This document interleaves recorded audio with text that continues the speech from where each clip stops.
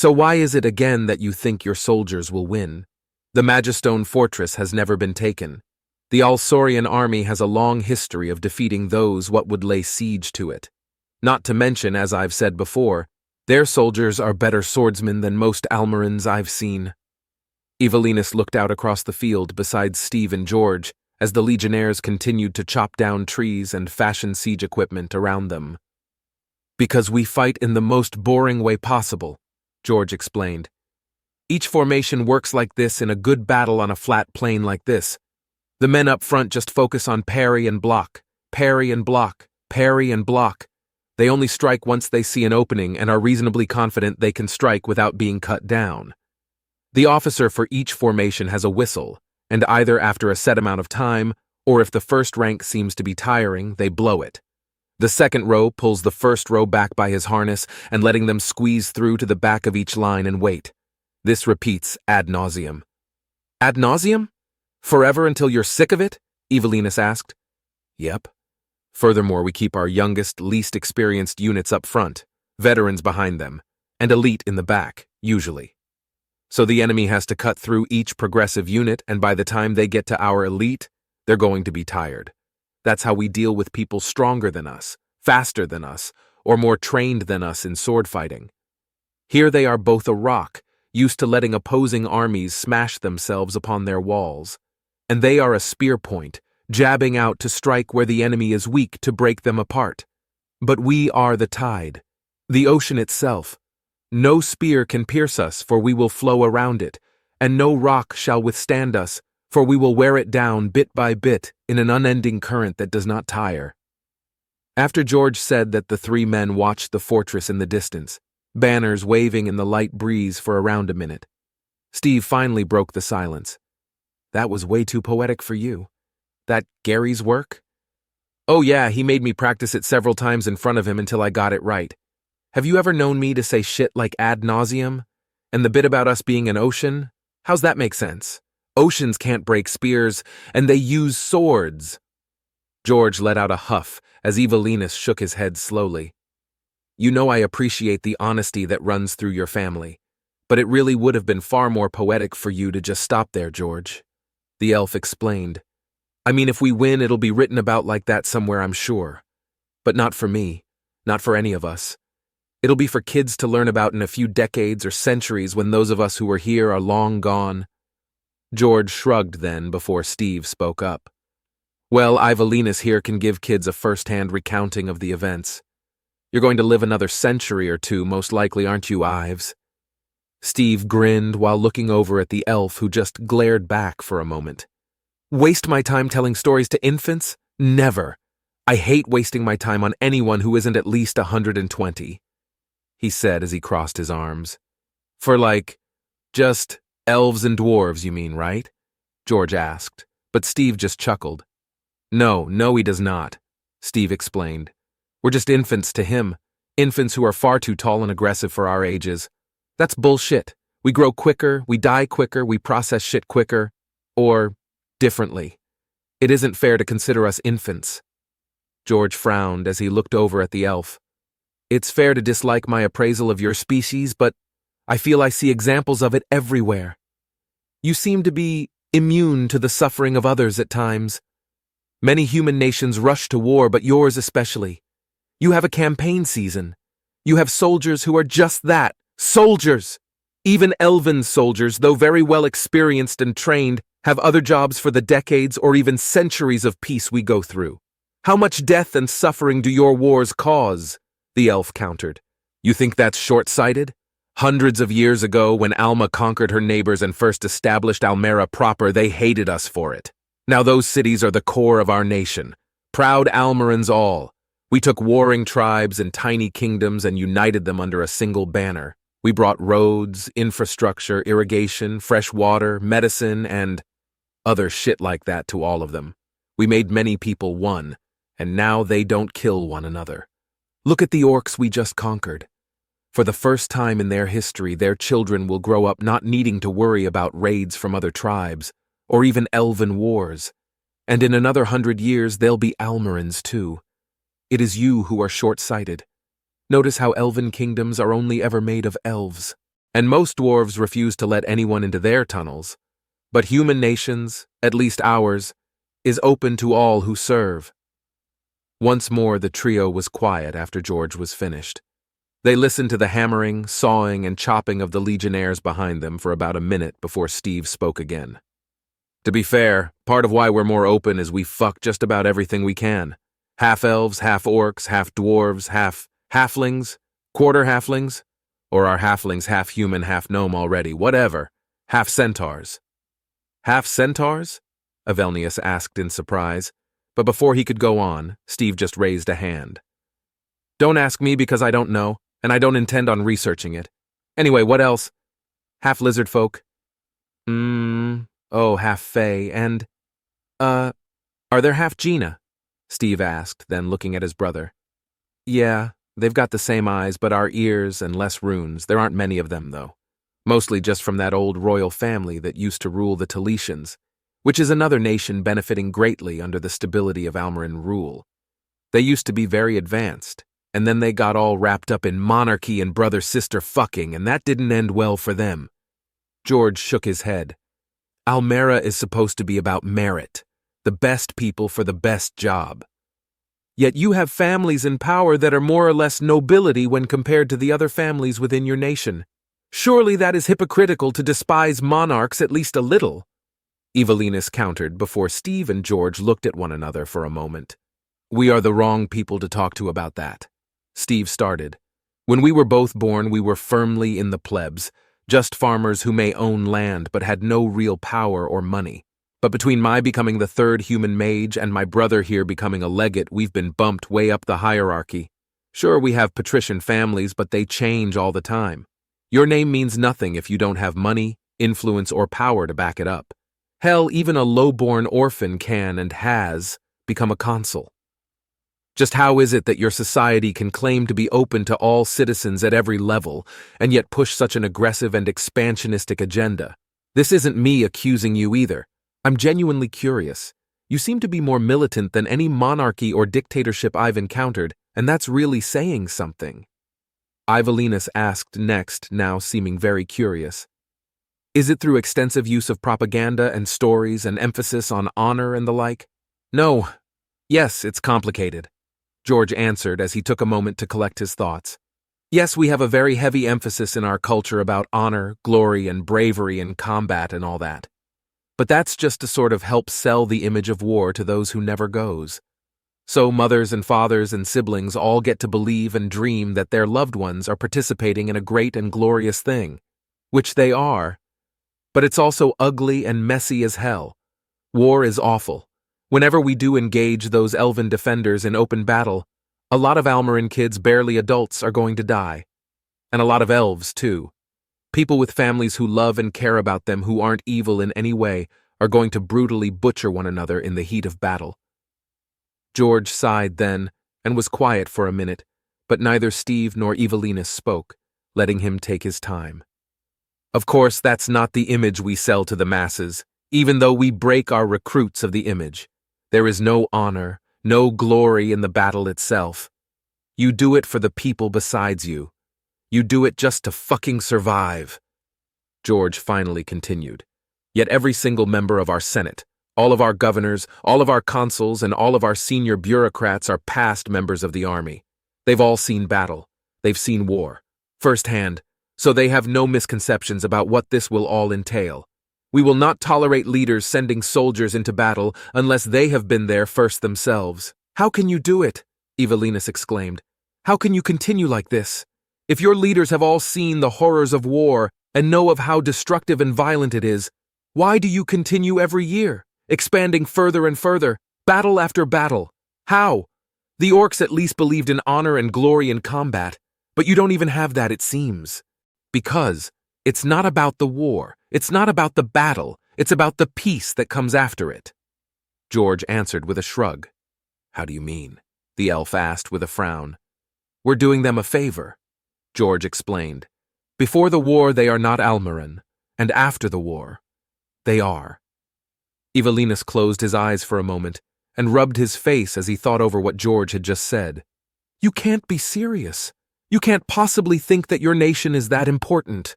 That it's all that great. There is no objective way you can possibly try and defend that position. That being an Almarin is so great, it's worth it to you to continuously expand and bring more territory under your control every year. You can't think it's worth all that death and destruction. You can't think that. George and Steve quietly looked at one another for another moment, before George finally faced the elf and nodded. You're right. We don't think that. We know it. As Evelina stood there staring open-mouthed at the humans, their conversation was cut short by the Archon calling out, Stephen, it's nearly time. We need to discuss the final plans for how Spellslinger stops time. Travel. So, you're confident in this plan? The Archon asked as they stood around the consul's battle maps set on the table before them. In the days since the Orc raid and luring the Elven cavalry into the ambush, the defenders had held tight within the wall of the fortress city. It seemed like the structures outside the walls had been entirely abandoned, but they were of little concern to either side. Consul Gary nodded at that and spoke up. As you know, I've set up my own cavalry to keep a loose picket around the city, focusing my infantry on construction of siege engines and the like. Seeing as the walls of the city fortress are miles long, I'm not going to try and totally envelop them, but focus on a single point in the line. I want to break through the western wall here and into the lower city first, since I want my soldiers inside the city before I even try to assault the upper city and the main citadel. Which works well for our plan, since while the elves are focused on the western wall, Steve could head up from the south and try and get into the citadel directly where you seem to think the professor is. Of course, that's assuming they only defend. He added with a shrug. What do you mean? The Archon asked then, before Gary waved at the lines and tokens set up on the map. Well, you assume she's close to her breakthrough and that they'll simply delay us as long as possible. But these elves have never lost a war. They outnumber us. They think themselves to be the far superior force, and their commander is known to focus on attacking, not defending. Who's to say they won't get tired of us picking at their walls and come out to engage us in the open field? He asked, before continuing. Even without their cavalry, they likely aren't concerned about mine. They aren't all swordsmen, and as fierce as the orcs and their worgen are, I don't intend on ordering them to charge straight into the spearmen they'll no doubt set at the flanks, especially since they still have some cavalry left of their own. They'll figure that this is foot against foot.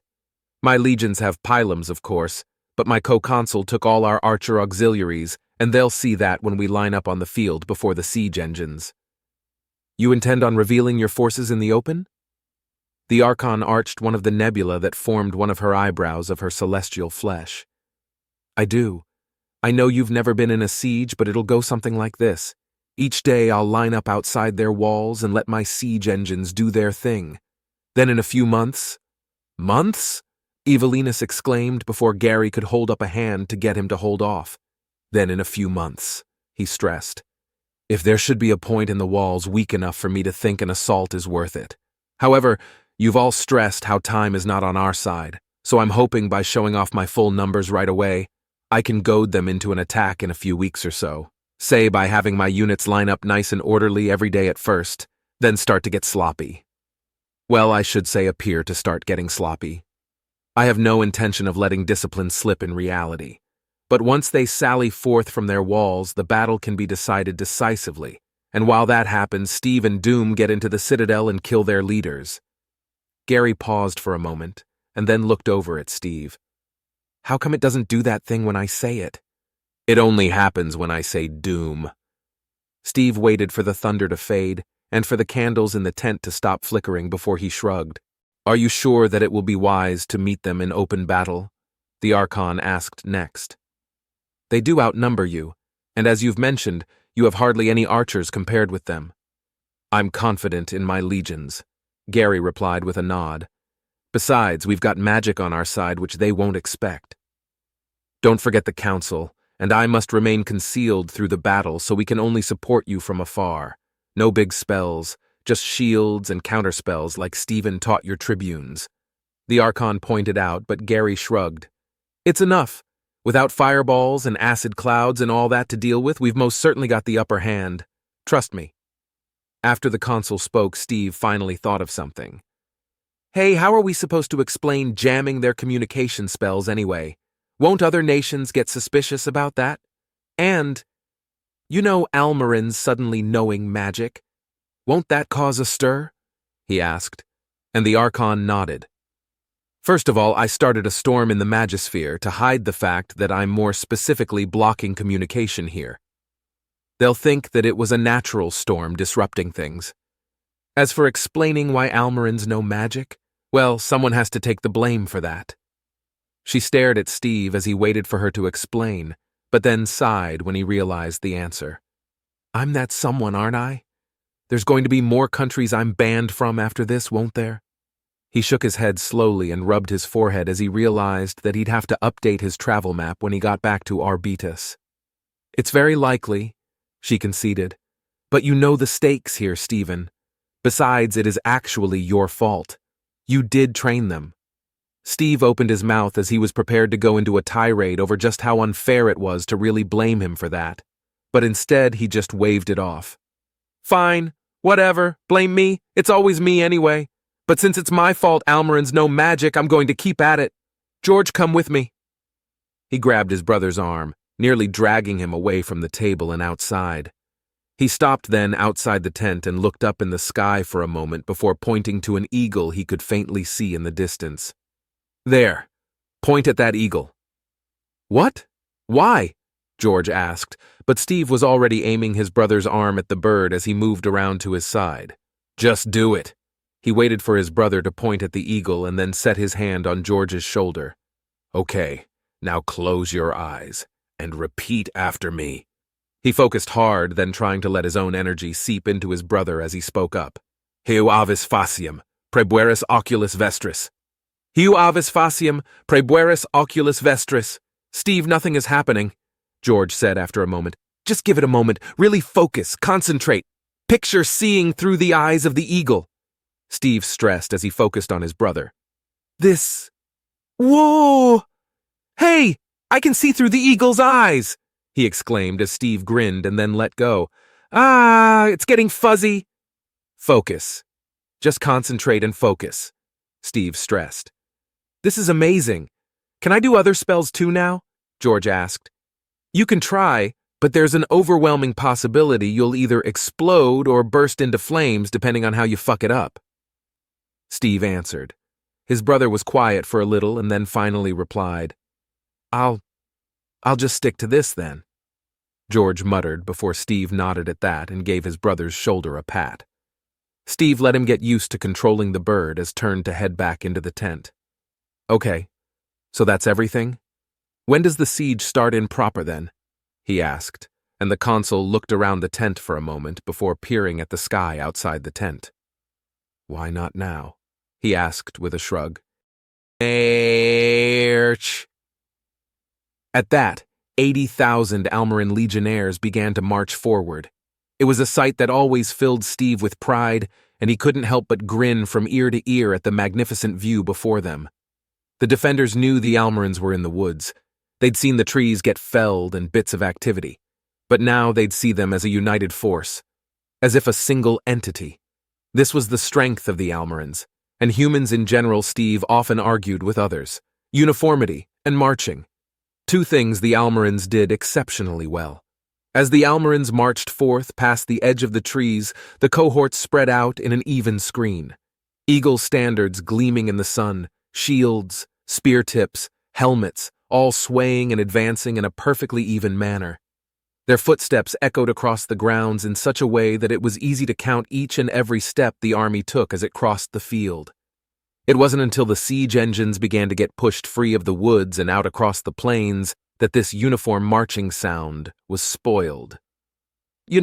Possibly the only nice thing I feel inclined to say about you Almarins is that none of you mock how we elves dress, considering you're going into battle in skirts and sandals. That and you march in unison perfectly. Steve looked over at Ivalinus then, as they watched the army march out ahead of them. Yeah, you elves dress just fine. It's Steve here who I mocked relentlessly the first time I saw him come home in pants. Pants are for women, Steve, George mentioned without opening his eyes since he was still using the eagle to see. Oh, fucking bite me. You last a winter in Orbitus without pants and then tell me what's feminine and what's masculine, Steve growled out. As for our perfect marching, 4 of the 6 months of basic training is just marching. Marching further, marching with more weight, marching together. It's important to a well-disciplined army that can get around fast. George explained, ignoring Steve's remark. 4 of the 6 months? Evelinus asked in surprise. You can't be serious. Oh, I'm serious. 4 months of marching, then a month on building shit. Forts, roads, siege engines, all that sort of thing. Then about 2 weeks of whatever your other job is. Hunting, carpentry, stonemason, cooking, whatever you get picked for. Then 2 weeks of fighting. When George finished explaining, as Evelinus snorted, 2 weeks of fighting? You can't be serious. I mentioned before, did I not, that the soldiers of Al-Sorien have centuries of practice, yes? That against 2 weeks of training. I don't like those odds. The elf shook his head, but George just laughed and spoke back. That's just training. Tell me, in the centuries of life these elves have, when was their last battle? Their last war? How often do they actually train together as a single unit? What percentage of their life has been spent actually as a soldier? Or are they all warriors? You see, every one of the legionnaires here are professionals. They don't go off and do other shit. They aren't farmers or painters or other shit like that. They're soldiers. Of our 10 legions here, 6 of them were with the consul through the entirety of his orc campaigns. 2 were there for half of the campaigns, and the last 2 were there for the last 2 years. So our least experienced legions have 2 years' experience. The others have 10 or 5, and that's just his orc campaigns. Some of us have even more experience. So in the last 10 years we have been marching and fighting, marching and building, marching and fighting some more, continuously. What say you now of our odds? Evelinus was quiet after that, and they listened to the continuous marching. Step after step, the Almarans crossed the field ahead of the siege engines in broad daylight, the thunderous echo of their march ringing out across the open fields around the edge of the city proper. Until finally Steve could hear the distant scream of centurions as the cohorts took up their places and the siege engines were moved forward into range. They were well outside the range of any of the elven archers, but now was the moment of truth for Steve as he watched. No doubt there would be a few elven war mages who had the range to try and hit the siege engines, so he just watched and waited. When the first fireballs arced forth from the walls, he gulped hard and got ready to rush forward, but the Archon set her hand on his shoulder. Faith, Stephen, you trained them well. He held then, but frowned as he watched. As the first fireballs were about to hit the front of the line, he saw the glimmer of shields rise up, and the fireballs smashed against them, wide waves of flame extending from the impact points. But then the fire faded, and the shields were still there. Steve grinned wide and watched another wave of fireballs launch forth from the walls of the city, but he was confident now that his tribunes would hold. They could rotate in and out so no one got too tired, while he doubted the Alsorians had more than a dozen war mages skillful enough to reach that far. Send the signal to open fire, Consul Gary said then, and nodded as a trumpeter besides the command staff let out a lone piercing note. Steve heard it echoed through the legions, and then after a few seconds, the Almaran siege weapons began to fire. Ballistae bolts and rocks soon filled the sky, and Steve watched them slam against the walls of the fortress. In its history, the walls of Magistone had never fallen to an invader. Their ability to absorb and survive most magic attacks was legendary, but the humans weren't using magic. They were throwing rocks at them. Steve sort of expected a bit more, though, crashing towers and splintering walls. But for now, that wasn't the case. The rocks just hit the walls hard, and the bolts skimmered just over the top of the ramparts, while a few splintered against the sides of the walls. Runner, tell Legions 8 and 13 to have their ballistas focus fire on the tops of the towers with the red and purple banners, George said as a runner quickly ran off to deliver the message. Runner, have Legions 12 and 16 focus their mules on the wall at that rock outcropping. Forget the towers for now. Another runner ran off with the next message. Mules? Evelinus asked. The men call them ass kickers on account of they kick like a wild ass. But we nice it up a bit and call them mules. Gary explained as he pointed to the catapults. Why don't they have fixed arms? The ones I've seen the humans in the East use have fixed bowls and the like. Even our own much bigger works don't have bent arms like that. Arch-Treasurer Goldsmith asked, obviously curious. Well, it's a pain to make just right, but it works even better when the arm gets bent back like that, Gary mentioned. Or so I'm told by our siege masters. All I know is it works, not really sure how. The consul shrugged. You know, I was sort of expecting more, Steve said as he set his hands on his hips and looked out across the field. How so? Gary asked, looking over at him. Well, like, I thought you'd say something ominous like, the siege has begun, and then there would be an ominous darkening of the clouds and like, more shit would happen. Those walls don't even look cracked. He waved at the fortress city before them. Why would the sky grow dark? Gary asked as he looked up at the perfectly nice sky. It was a rather gorgeous day, a few white clouds in the sky, a nice breeze from the ocean, not too hot, not too cold. And that's really not how sieges work. Either they'll take the bait and meet us in battle in a week or so before we really begin to chip away at their numbers, or it'll take us months to actually breach the walls. Against most enemies, I'd order the creation of a siege ramp as well, but between their archers and mages, I don't want to break up our cohorts. What's most important is making sure they don't get any messengers out or any food in. If the walls hold, we can still starve them out. So we just wait until something happens? Steve asked. Yes, the consul replied simply. I make a show of force today, but then I'll have the men work in shifts. We'll keep up the fire day and night, but we won't assemble in the field all the time. As they watched, the next wave of bolts and rocks rose into the air. Steve noticed the ballista bolts were already much more accurate, as they would skim just over the tops of the ramparts, or just above or below that point, smashing elven defenders off of the walls where the cover was the weakest. So, this is a siege? Steve really just asked out loud rather than directing the question to someone specific. This is a siege. Gary nodded before he turned and began to walk back to the command tent. You're free to stand up here and watch, but I find it boring. George will better direct our fire until he's satisfied, and then we keep that up until it's time to either invade or defend. I'm going to get back to reading reports from the rest of the Republic. I am still a consul, after all. I've got work to do. After that, most of the council and Almarin command broke up and headed back to the command tent area. Steve, Evelinus, and the Archon all stayed behind with George, however. So, a week of this? Steve asked. Weeks or months, possibly a year, but I doubt they have that much food since they weren't expecting us, George said before directing his words at another runner. Have 11 and 9 tighten up a bit, less spread across their ballistas. The runner ran off without a word as Steve kept ruminating. So they just march on and off the field a few hours a day for however long it takes then?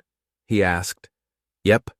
That's why I said marching is the most important part of a successful war. George replied simply. I don't think you actually said that, Evelinus countered. Well, it was heavily implied, George shrugged. You know, Steve, your consul just explained all of this to us earlier. He specifically said it could take months, Evelinus pointed out before Steve waved his hands around a little. Well, yeah, I guess, but I don't know. I guess I didn't get it until now. Usually in all those old texts I read about history, they just sort of mention the start of a siege and then the end. I forget that sometimes just how much time might actually go on in between those two parts. How do you deal with the tension? The anxiety that any day could finally be the day of battle, he asked. You get used to it. Mostly the anxiety just gives way to boredom, and Consul Gary especially does not like to go into battle unless he's totally ready. Once against an orc army, we would line up for battle every day, sun up to sundown for 2 weeks before he finally told us to advance and engage. It's not like we wake up and start sword fighting until dusk. It's mostly just wake up, get some food, march around a while, wait, eat lunch, wait some more, march back, eat, shit, sleep, repeat. You're too used to adventuring where stuff happens quick all the time. George reached out, his eyes still closed as he felt around a while to find Steve's shoulder before giving it a pat. Well, I don't know what to do with all this free time then, Steve mused. You know, Stephen, if it makes things easier for you, I'll put you in a suspended sleep spell until it's time for the battle, the Archon offered. Really? He asked, as he looked over. No. All this talk of marching and drilling has given me ideas. Starting tomorrow, you and your team will be running drills and practicing. I don't want you sitting around getting lazy and complacent. As the Archon told him that, he blinked and his brother laughed before slapping Steve on the shoulder. Ooh, rookie mistake. Telling your superior officer you have nothing to do. Rookie mistake. Say goodbye to any and all free time you thought you had. Even Ivalinus laughed as George mocked his brother.